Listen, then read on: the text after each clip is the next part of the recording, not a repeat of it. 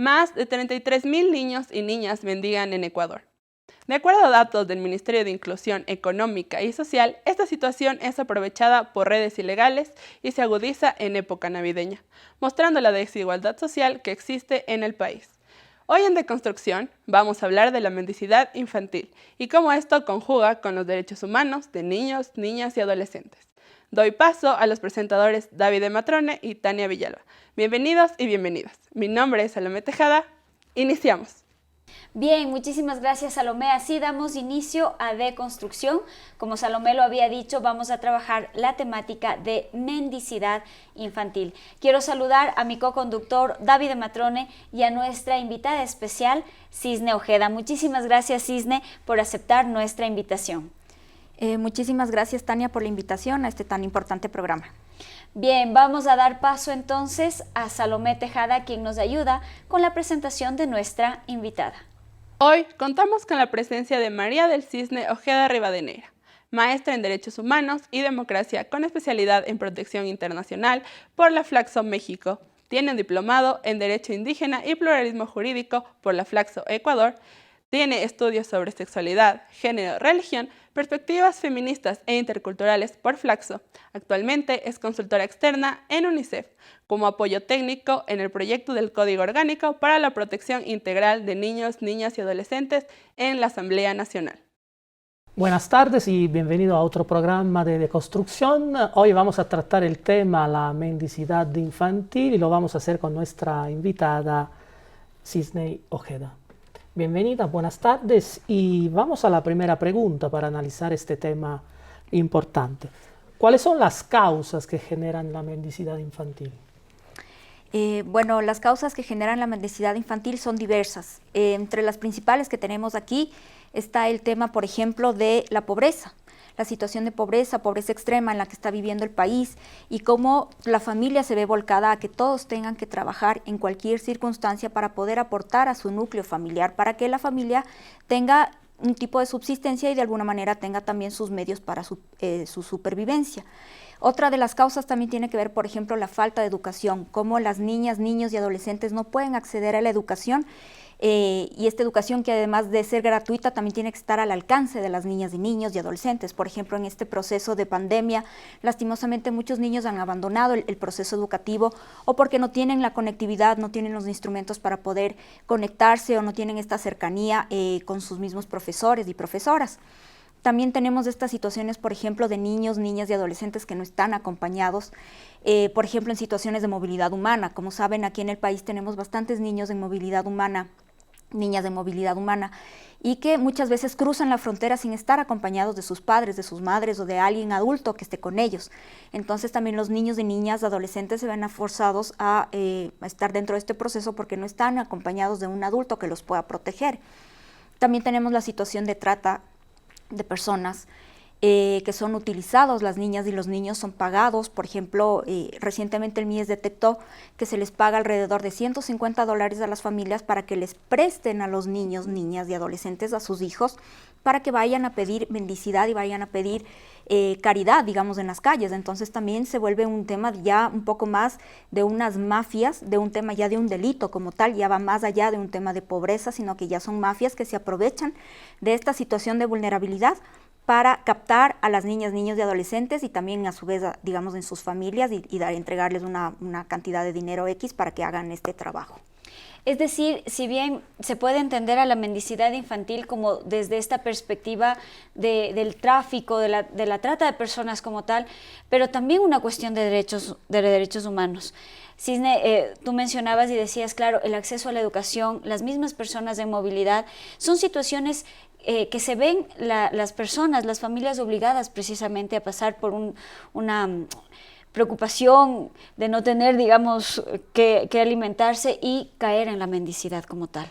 ¿Cómo respondemos esto de derechos humanos de niños, niñas y adolescentes? Justamente es esto, ¿no? Es una obligación que tiene el Estado como tal de proteger y respetar los derechos de las niñas y niños.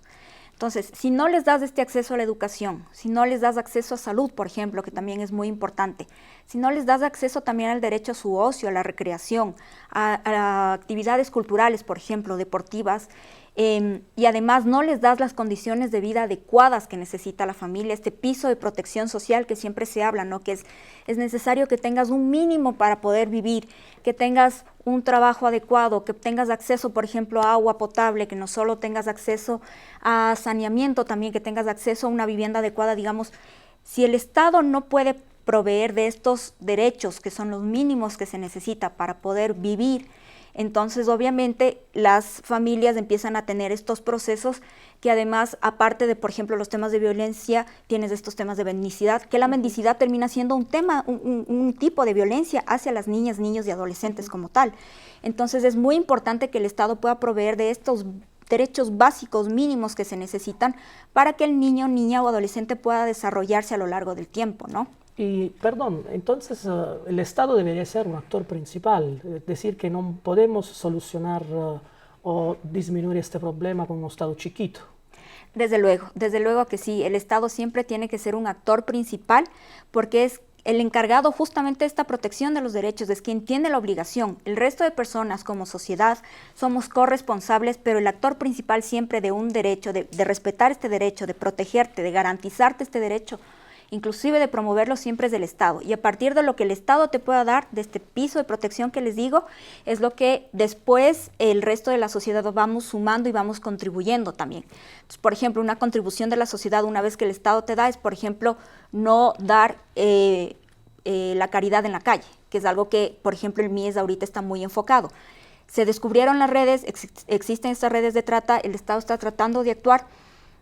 Estamos pasando obviamente por unas situaciones de pobreza y socialmente bastante duras, socioeconómicas, pero una parte en la que la sociedad, por ejemplo, puede contribuir es en no dar esta monedita, en darles te voy a dar este caramelito, este chocolatito, te voy a regalar esta ropita. La ropa, claro. Como pasa en la carretera, ¿no? La gente sale de las comunidades indígenas a la carretera y terminan precisamente pidiendo ropa. Pero ¿cómo decirle a la gente? Cisne, me parece muy complejo porque a veces uno, bueno, lo puede entender que la mendicidad está detrás, como decíamos, ¿no?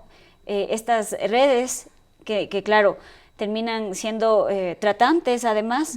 Puede también ser situaciones forzadas, pero ¿cómo decirle a la gente, no le dé una moneda, no caiga en la limosna como tal? Claro, es bastante complicado y para eso son las campañas justamente de concientización que está realizando, por ejemplo, en este momento el mismo Estado. Que la gente entienda que la moneda no le va a ayudar a esa persona. Entregar estos 25 centavos no va directo a este niño, niña, adolescente o una persona adulta mayor, que también se les utiliza mucho en estas épocas, o personas con discapacidad. Esa moneda no le va a llegar a él, sino que le va a llegar detrás hay una persona que efectivamente recolecta esto, es quien se va a beneficiar. En algunos casos sí es un tema familiar y por ejemplo vemos las familias, por ejemplo, que sobre todo salen de comunidades indígenas en estas épocas y salen a pedir, a veces sí se benefician ellos, pero por lo general no son, la persona que te está pidiendo no es la que se beneficia y eso es importante entenderlo. Estos 25 centavos que le voy a dar al niño, el niño no va a ir con eso a comprarse un pan, sino que le va a ir a entregar a alguien más que le está recolectando ese dinero para que a su vez ir recaudando. Les pagan un mínimo, les pagan poquito o como les comento, por ejemplo, son los $150 fijos y no reciben nada más. Claro. Entonces, poco a poco tenemos como sociedad que ir concientizándonos y entendiendo que este tema no es que le estoy dando una ayuda, no es que le estoy... con esto va a salir de la pobreza porque no es así. Para salir de la pobreza tienen que haber medidas más estructuradas que no nos corresponden a nosotros como sociedad y volvemos a lo que tú nos preguntabas, sino que responde a un tema estatal como tal, a estos derechos mínimos que nos tienen que entregar para nosotros poder desarrollarnos normalmente. Entonces, ¿cuál es el papel del Estado en estos últimos tiempos respecto de este problema y cuáles son los datos últimos sobre el caso, sobre la mendicidad infantil? Claro, los últimos datos que tiene el INEC en el año 2020 son alrededor de 310,000 niños que se encuentran en situación de mendicidad. De estos, el MIES ha logrado captar a 15,700 niños aproximadamente. No todos los niños quieren ser atendidos tampoco por el Estado, digámoslo así. Porque obviamente, y como ya están dentro de este negocio, por así decirlo, entonces ya no suena tan atractivo que el Estado, digamos, quiera que entres al Estado para que el Estado te pueda solucionar ciertas circunstancias. Obviamente no es una decisión de la niña, niño, adolescente, la persona que se encuentra en mendicidad, sino que obviamente, como les comentaba, está detrás. Entonces, claro, para el MIES ha sido bastante complicado poder captar a las personas, a las familias, para que se unan a los programas y de esta manera bajar las situaciones de mendicidad. Digamos, con la pandemia también se exacerbó mucho este tema, porque obviamente muchas personas perdieron su trabajo, muchas personas regresaron al trabajo informal en las épocas de cuarentena, inclusive muchas personas no pudieron salir, así tengan su trabajo informal, no podían salir justamente a hacer las ventas, por ejemplo, de ciertos insumos que tenían o cómo es el trabajo informal en general en la calle como tal. Entonces eso provocó también que la situación de mendicidad suba bastante en el país. Ahora, como Estado, justamente lo que hay que hacer es, una vez que tienes identificado quiénes son, entonces sí tratar de atacar al problema, qué es lo que está pasando, a ver, por qué la persona está saliendo. Si es un tema de trata, entonces investigar a esta mafia. Si es que es un tema de falta de acceso a la educación, entonces esto, tratar de reaperturar las escuelas, tratar de captar nuevamente a la niña, niño o adolescente a la escuela. Si es que es un tema de la situación socioeconómica de la familia, entonces ver de qué manera se les puede ingresar a un tema del empleo informal, formal. Existen también el tema de los bonos de desarrollo que siempre están presentes, digamos, durante todos estos años, no solo en este periodo presidencial, pero también podrían haber otros incentivos económicos que permitan a la familia ingresar y de esta manera poder ir quitando el tema de la mendicidad. Como digo, es un tema estructural, entonces es muy difícil, no dices de hoy a mañana voy a hacer estas cosas y con esto se acabó la mendicidad, sino que son temas que tienes que irlos trabajando, planificando, estar dentro de los planes de desarrollo, dentro de tus mismas proyecciones y de esta manera ver cómo vas solucionando cada uno de los problemas, pero siempre y cuando tengas identificado quiénes son las personas que están dentro de este círculo de mendicidad como tal. Bien, nosotros parte del programa de construcción realizamos siempre un Vox Populi. Esta vez se preguntó a las personas qué creen que se puede hacer para erradicar la mendicidad infantil. Te invito a escuchar el Vox Populi y luego regresamos para una reflexión.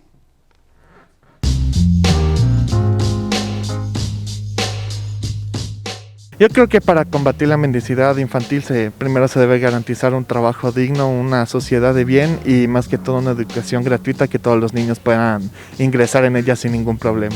Crear espacios donde se pueda acoger a estos niños con esta situación y también creo que se podría ayudar por parte de la ciudadanía, por parte de la sociedad a ayudarlos.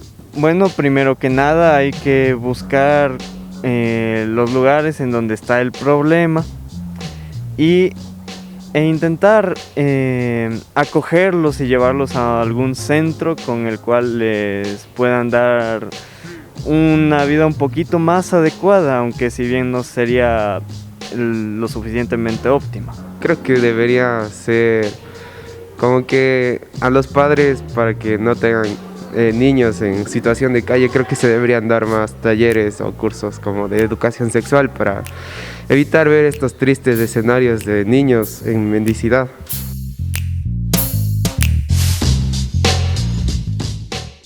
Y bueno, hemos escuchado los comentarios de la comunidad salesiana y hay varios elementos, ¿no?, que deben intervenir para solucionar el problema.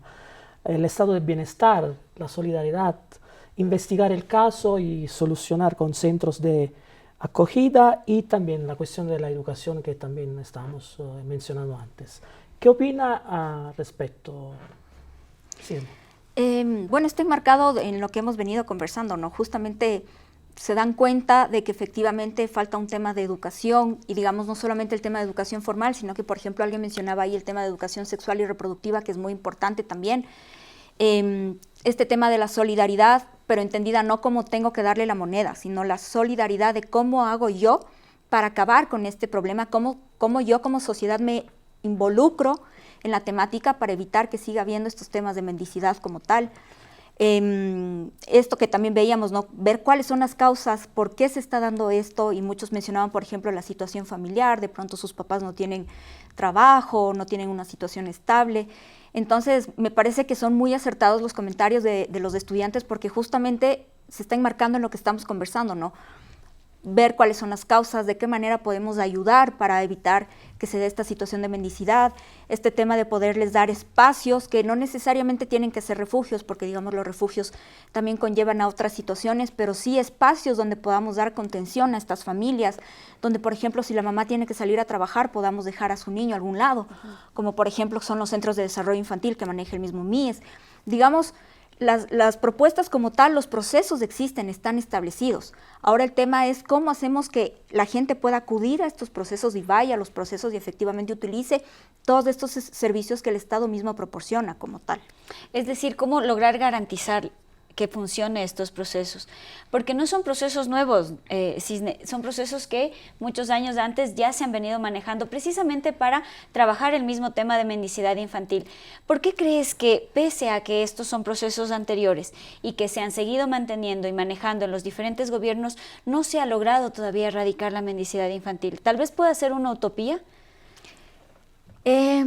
Digamos, mientras sigan existiendo desigualdades, y esto ya es en general, mientras sigas existiendo desigualdades, discriminación, mientras no entregues las mismas oportunidades, mientras unos tengan más que otros lastimosamente, entonces digamos este tema no es algo que se va a terminar ahora, como les digo, es un tema que toma bastante tiempo y para eso hay que garantizar estos derechos, entonces dar un trabajo digno con una igual remuneración, que efectivamente la gente pueda acceder a los diferentes derechos, que la educación pública, por ejemplo, sea de la misma calidad que la educación privada, que efectivamente yo pueda acceder a una vivienda y que esta vivienda además tenga agua y tenga alcantarillado y tenga saneamiento, que no sea solo un tema solo de las zonas urbanas como tal o de la ciudad, sino que también ir hacia lo rural. Entonces, digamos, como estamos en una sociedad que lastimosamente no es igualitaria, no hay equidad, no hay justicia, entonces obviamente estos temas de mendicidad se van a dar mucho más.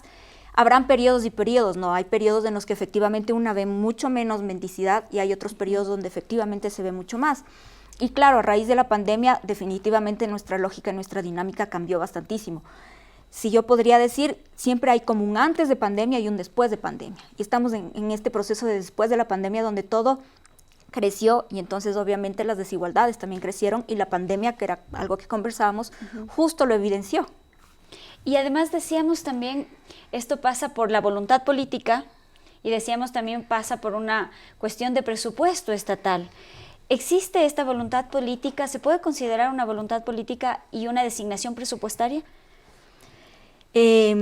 Bueno, lastimosamente, digamos, el presupuesto estatal cada vez está más bajo. El presupuesto estatal además viene arrastrándose desde años anteriores, o sea, no es que hay una subida del presupuesto como tal, sino que más bien o sigues con el mismo presupuesto prorrogado del año pasado e inclusive se van disminuyendo y vas disminuyendo inclusive el presupuesto en los servicios que das como tal. Entonces, claro, si con tal presupuesto tú accedías a tal número de personas, si disminuye ese presupuesto, obviamente el número de personas con las que vas a llegar también va a disminuir. Entonces, digamos, claro, son diferentes circunstancias que tienes que ir atendiendo como tal. Digamos, como Estado tienes este tema de la mendicidad, pero también tienes otros problemas que tienes que resolver. Y el presupuesto, al ser tan limitado o no tenerlo, entonces ese presupuesto que tienes para lo social, te toca distribuirlo en todos los problemas que tienes. Y muchas veces, dependiendo también de la lógica, tú determinas cuánto inviertes en lo social y cuánto no inviertes en lo social, sino en otros temas. Entonces, digamos, eso es un debate que también tuvo recién la Asamblea con el tema del presupuesto como tal y que están entre que le aprueban y no le aprueban porque justamente ven que el presupuesto no es lo adecuado para la inversión social que se necesita. América Latina es el continente más desigual del planeta. Sigue siendo desigual y la cuestión de la mendicidad como de la pobreza es un problema histórico, ¿no? Refiriéndonos a la cuestión de los niños, de la pobreza infantil, hay un caso anómalo en el panorama latinoamericano que es Cuba. Es decir, que ahí, según datos de la UNICEF, de la ONU, no hay analfabetos, no hay niños que duermen por la calle, que todos los niños van a la escuela. Ahora, ¿cómo analizar este caso y qué opina usted al respecto?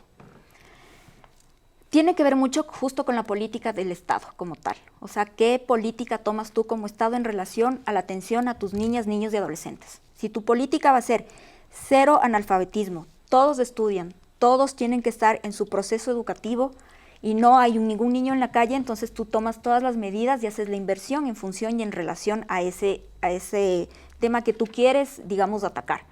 Entonces, claro, si es que la política, por ejemplo, de Cuba justamente es esa, que no hayan niños que no estén fuera de las escuelas, que no haya niños durmiendo en la calle y que además tengan el mínimo, entonces obviamente vas a tener este resultado. Pero si dentro de tu política estatal como tal y en general que se da en Latinoamérica no está en la mira eso como tal, o sea, la educación tan importante que es, no está en la mira, no está en la mira que necesitas salud, que necesitas de tener tu esquema básico de vacunación. Vuelvo, por ejemplo, a este tema del agua potable, que si no tienes agua potable vas a tener, por ejemplo, los índices de desnutrición infantil. Entonces, digamos, justamente la política estatal que toma en relación a cómo quieres proteger ese derecho, cómo lo quieres garantizar, cómo lo quieres respetar y qué medidas con todos los recursos financieros, humanos y demás vas a tomar justamente para precautelar esa situación. Bien, Cisne, el equipo de producción prepara siempre preguntas que recolecta de los mismos estudiantes y docentes de la UPS. Voy a dar paso a Salomé Tejada para que te comparta estas preguntas. Pedimos a estudiantes y docentes que nos compartan sus inquietudes sobre el tema del programa. Cisne, ¿cómo podemos aportar para la erradicación de la mendicidad infantil? Bueno, una de las principales y que ya lo habíamos mencionado es evitar dar la caridad en la calle. Evitemos dar la moneda, evitemos dar la ropa. Bueno, un plato de comida de pronto si es que se lo come en ese momento no estaría mal, pero evitemos justamente seguir enriqueciendo a las personas que están detrás de este proceso. Ese es como nuestro primer trabajo como sociedad. Evitemos entregar la caridad en la calle, evitemos de entregarles y con esta manera también, digamos, las mafias un poco verán que ya no tienen esta fuente de ingresos y de pronto con eso, por ejemplo, podríamos disminuir un poco el tema de la trata. Pero ese es la primera cosa que tendríamos que hacer como sociedad. ¿Cuál es el papel de la academia en esta temática? La academia juega un papel súper importante porque son quienes levantan los datos como tal, son quienes hacen las investigaciones, quienes van al campo, inclusive quienes pueden dar las alertas más allá de lo que el mismo Estado no tiene. A veces el Estado no se da cuenta y sale, por ejemplo, el estudio de tal universidad o de tal investigador. Y eso te puede dar una alerta y te puede dar señales de por dónde puedes ir o qué puedes hacer. Entonces la academia es uno de los responsables como sociedad justamente para poder darnos estas alertas y también poder darnos a veces hasta ciertas respuestas de qué camino tomar dentro de sus procesos investigativos. Muchas gracias a Cisne Oquenda. Esta tarde hemos conversado sobre la mendicidad infantil, un tema todavía actual en Ecuador y en América Latina. Y como siempre, gracias a todo el equipo del programa de construcción, gracias a Tania Villalba, nuestra co-conductora. Gracias, Tania.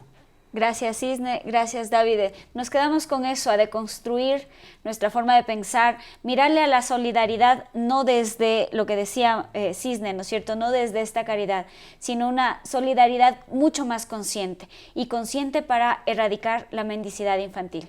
Gracias. Hasta la próxima.